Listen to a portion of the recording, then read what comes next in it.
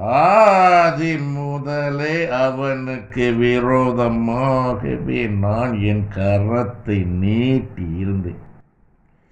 அவன் இருதயத்தின் நினைவுகளை அறிந்து ஆராயிரவன் நான் அல்லவா? அறிந்தேன். நல்ல எண்ணம் இல்லாதவன் நடிகனாக இருந்து அரசியல்வாதியாக மாறியவன் நல்ல எண்ணம் இல்லாதவன். அவனுக்கு விரோதமாகவே நான் என் கரத்தை நீட்டியிருக்கேன்.